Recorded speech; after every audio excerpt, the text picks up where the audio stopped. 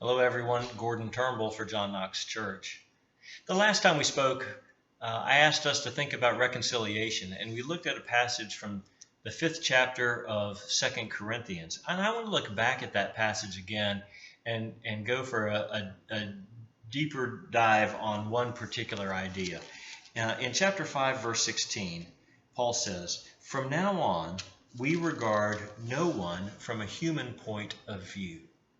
Even though we once knew Christ from a human point of view, we know him no longer in that way." The human point of view, or in other translations, according to the flesh. We look at other people and even at Christ too often from human standards, according to human values, human ways of assessing the value or the worth or the meaning of someone.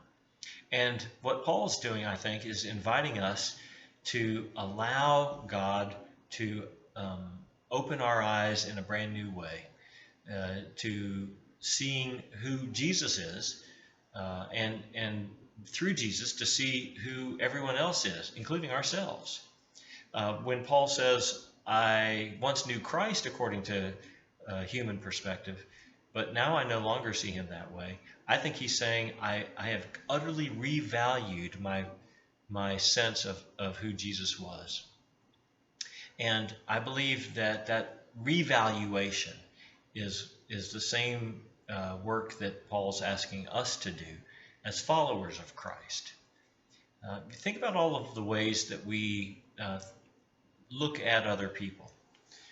How we measure people's value in our society. We look at income, we look at status, we look at people's vocations, we think about where they live, what neighborhoods, we think about how they look, we think about whether they're pretty or athletic, all of the 1,000 different ways that we measure other people and ourselves. And I believe that what Paul's saying is that those things do not matter compared to the valuation that we are invited to claim in and through Christ. To see ourselves as intrinsically valuable because God loves us that much. And to look with that kind of love at our neighbors, all of them. And perhaps to give each one a reassessment, to look afresh with godly eyes, with the same view that God looks at us in Jesus' love.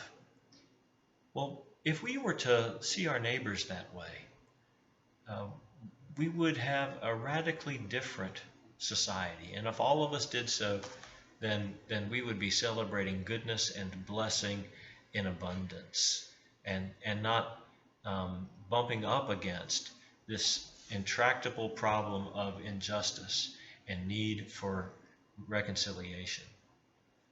I invite us to claim afresh this important work of looking at ourselves and each other with the perspective of God's love in Jesus Christ.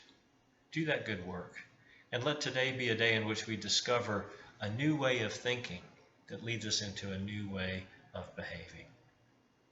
Have a wonderful day and go in God's grace.